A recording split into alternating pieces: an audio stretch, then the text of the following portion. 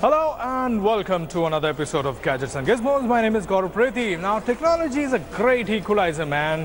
While your salary never sees an increase, thank God the smartphone prices are on a decrease. Rhyming. This is what we have to offer you in this week's episode. Xiaomi's Mi 5 was the first smartphone to be shipped in India with Snapdragon 820 processor. Then we had the Lim Max 2, a phone with 6 GB of RAM, and then came the OnePlus 3, which had everything. But still, which one should you buy, man? It's confusing, right? Over to Sahil Bhai. He'll help you.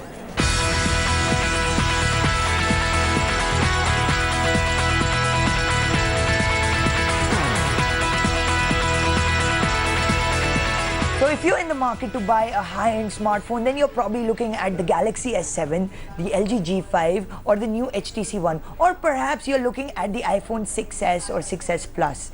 But what happens if you're unwilling to spend top dollar on these phones?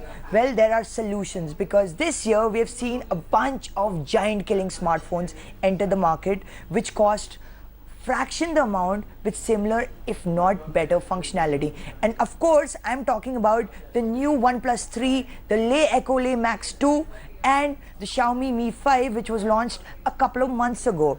So here we are trying to figure out which one can achieve the ultimate giant killing act.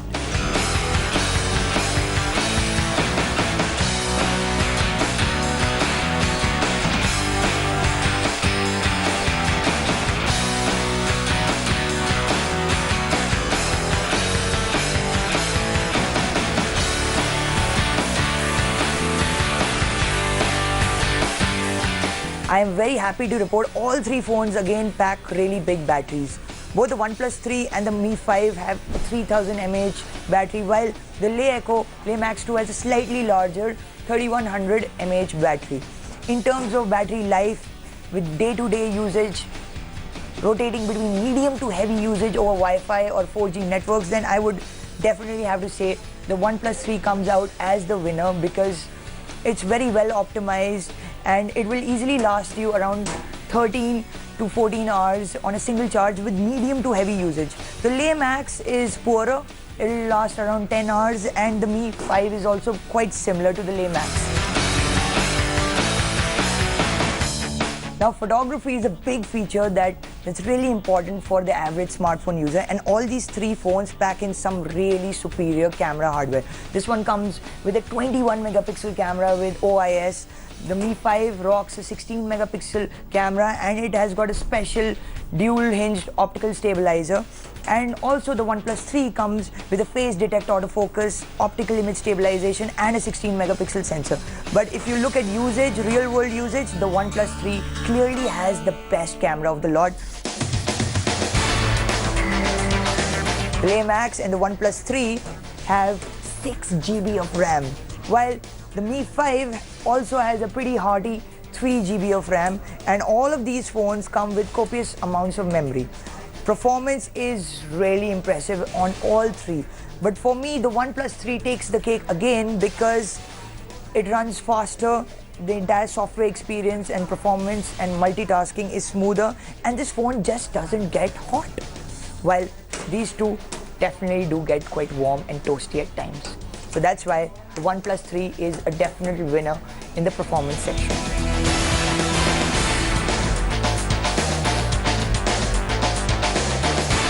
So far, the pattern has been really clear-cut. The OnePlus 3 is the most well-rounded phone of the lot, but there's things that both the other phones are pretty good at.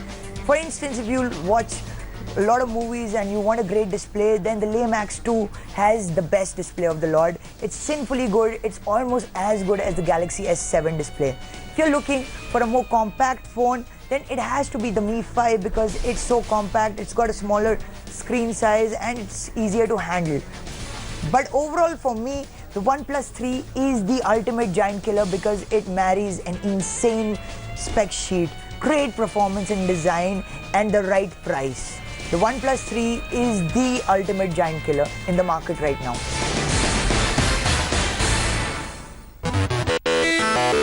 Now, while in India we've just graduated to e-rickshaw, China, it seems, is all ready for drone taxis. A company called eHang has just developed a human-carrying drone.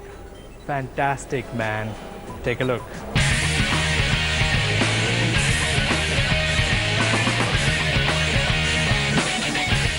Drones do pretty much everything from delivering pizzas, to shooting videos, to delivering medicines, to killing, of course. And now they will carry you human beings around too. Sounds great, right?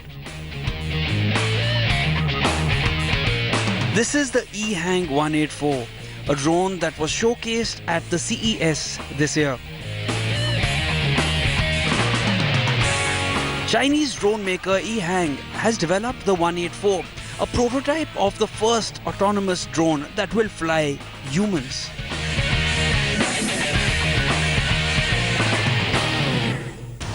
The helicopter-like flying machine seats one, and after the flyer enters the destination, it will require just 2 button presses from the rider: take off and land. That's all. That's all it takes to pilot the thing.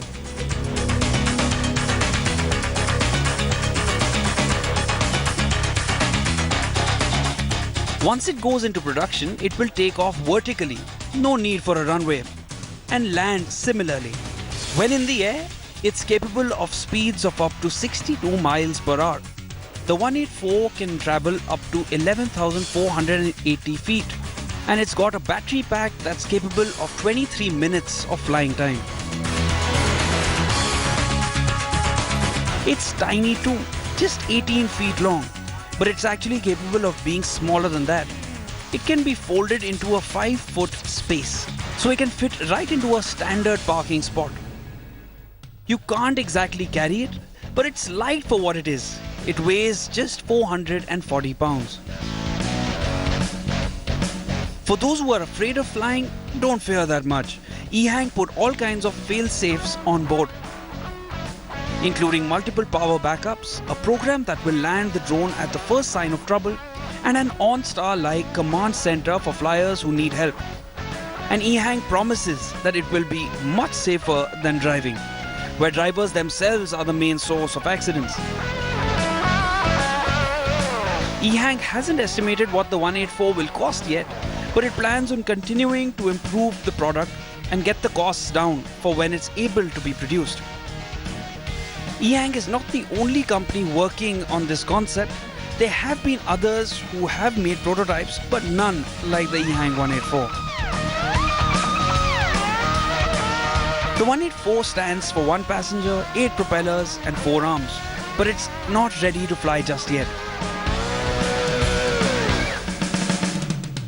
There are all kinds of government clearances that it will have to obtain before you can fly to office via a drone.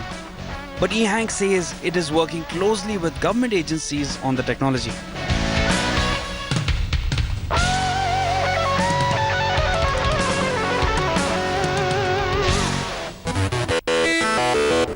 So after a disastrous appraisal year, I have decided that I can't buy the PS4. So I made myself a gaming rig, but my mom doesn't let me play, man.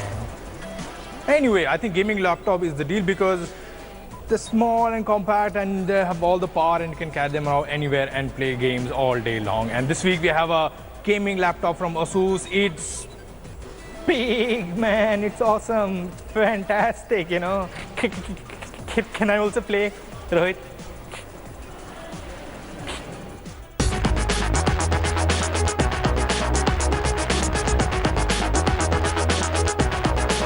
Now you know a particular lineup of products are doing really well when you get one for review every other week. Now having said that, the G752 from Asus still manages to make a curious first impression. Shivan, the laptop please.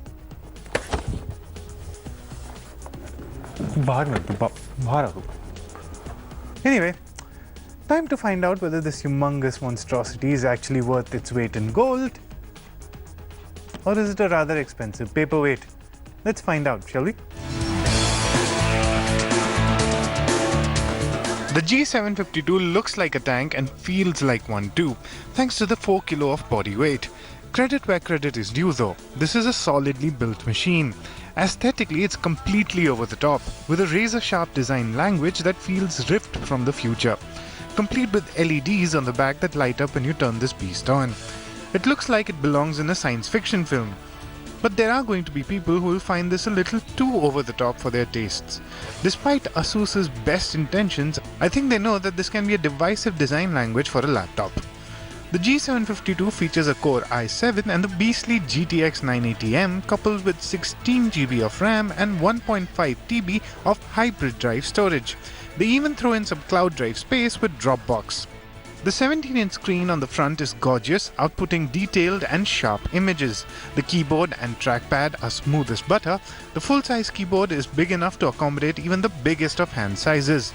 The speakers have potential but are unfortunately placed awkwardly behind the screen, muffling their output.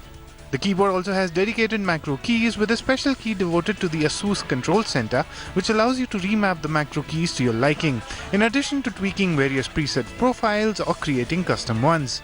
When it comes to gaming, which is why you would buy this in the first place, the G752 mows through games like the tank that it is. Frame rates are consistently high throughout, translating into a silky smooth gameplay experience. So you can probably gather that there's a lot to like about this machine. For starters, this is insanely fast, probably the fastest thing we have tested on gadgets and gizmos yet. The problem is, it feels like a solution to a problem that doesn't exist. I mean, let's not kid ourselves here. This barely looks like a laptop. In fact, it feels like a laptop with a superiority complex. You're not going to lug this around anywhere. Also, the general aesthetics of this laptop, while appealing to me personally, some may find this hideous or, I don't know, aesthetically hurtful. Now, as they say, with great power comes crappy battery life. Hey Spider-Man, laptop लूं या ना लूं? As I was saying, crappy battery life. I mean, you're looking at 4 hours of screen on time on a single charge, which is pretty bad.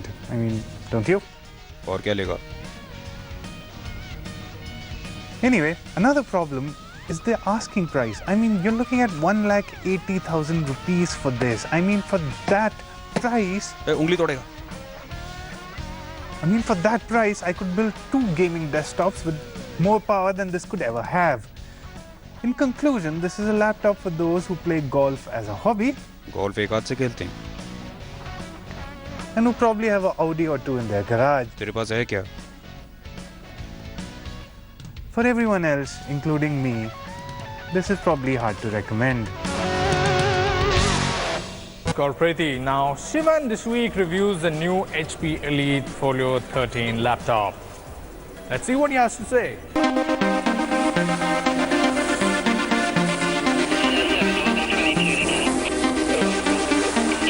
So guys, 2 years back, you probably would not have cared at all if your laptops were thick or heavy. But today, the options have completely changed. Laptops are somewhat going in the same direction as smartphones, where thinner has become better. And you have a lot of options coming into the market, especially after Apple set that ball rolling last year with 2015's MacBook, which is just 13 mm thick. Now, most of the Windows OEMs have followed suit, and today on the G&G table, we have HP's EliteBook Folio G1. Let's check it out.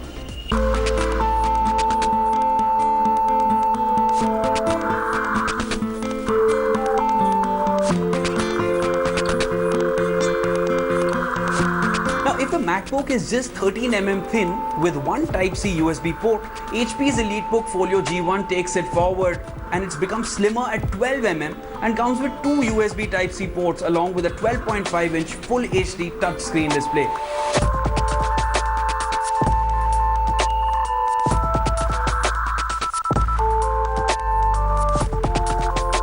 The laptop is equipped with dynamic protection for BIOS and Bang & Olufsen speakers which give accurate sound. Now, in case you're looking for a more profound musical experience, then maybe going in for some tangle-free RHA earphones may not be a bad idea. But coming back to the laptop, it runs on Windows 10, has the Intel Core M7 processor, 8GB of RAM, 256GB storage, and all that in less than 1 kg of weight.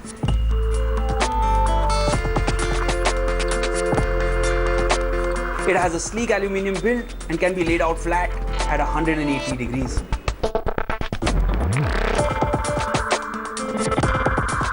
Now for most of the duration that I use this laptop for, I would just put it on sleep mode and shut it down. The best thing is, the moment you pop it open, there is no time lag and this baby is ready to take off right again. I think that is something very, very ideal for business professionals.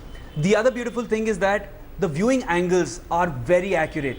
What is accurate is the colors, because they do not lose shades even if you're watching it from a 45-degree angle.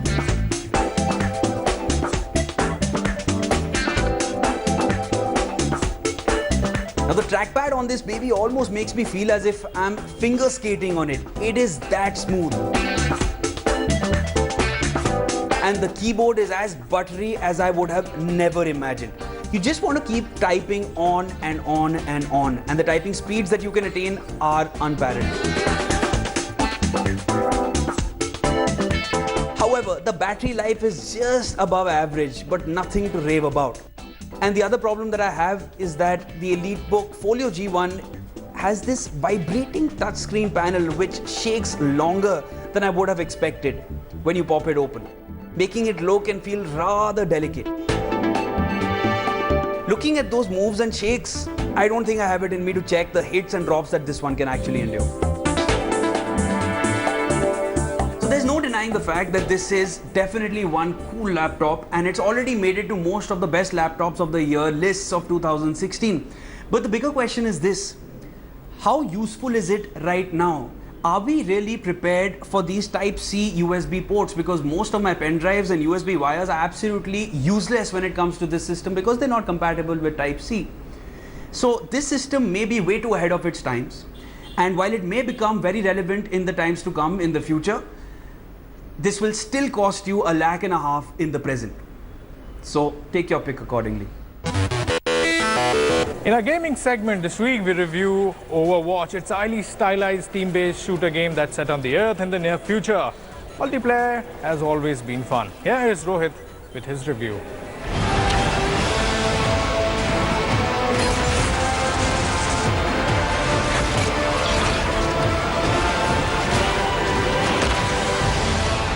Overwatch is a game that made us brave the abstruse waters of multiplayer, a genre we hadn't waded into since the heydays of Quake 3 Arena and Unreal Tournament 99.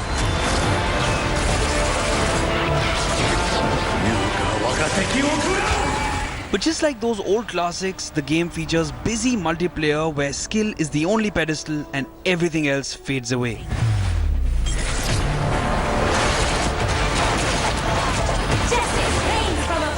Visually, the game is beautiful and sharp with vibrant environments replete with wide color palettes. The character designs are also top-notch, with each character having some truly beautiful artwork and animation, and the stages themselves are excellent, eschewing a weird lo-fi cyberpunk feel that is unique to the game. Objective capture.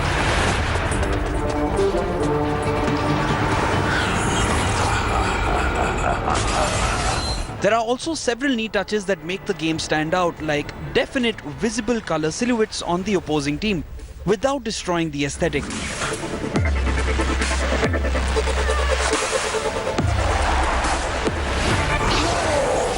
Sound design is also praiseworthy, with each weapon and ability likened to a particular sound. You also hear your opposing team's sounds clearer than your own, which is another nice touch. Oh, let's break it! Damn! Get back!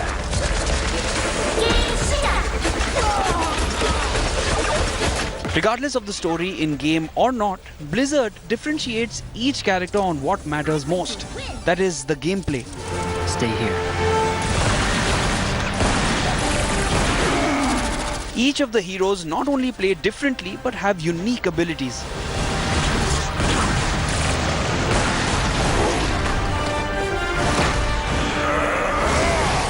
Currently, there are 4 modes of play that you can experience, and while these modes are nothing new, Blizzard has polished these game types to a mirror sheen.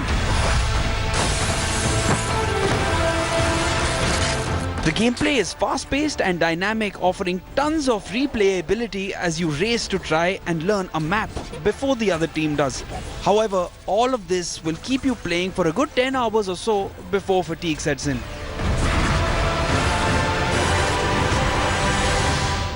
The main problem in Overwatch is the threadbare content at the moment.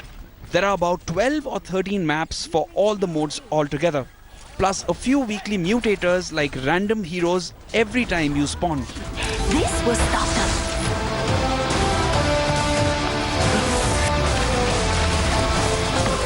Overwatch also ranks you up in skill level after every match, and this happens fairly quickly.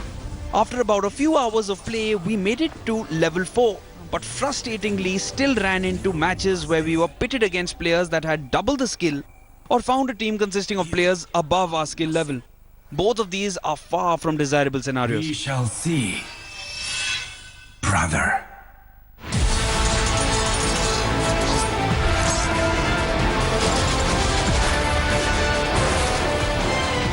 Priced at approximately Rs 2700 for the PC Standard Edition version and at Rs 4000 for the PS4 and Xbox One, Overwatch is a steep buy for what amounts to 12 maps and 4 modes.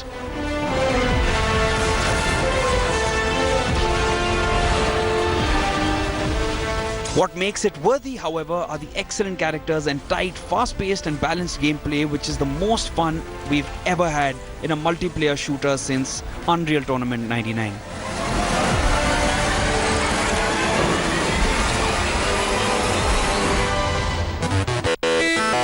Alright, so with that, the show comes to an end. We hope you enjoyed watching it. And yes, you can always follow us on Twitter, give us your suggestions, troll us, whatever you want to do, man. We'll see you next week with more of Gadgets and Gizmos.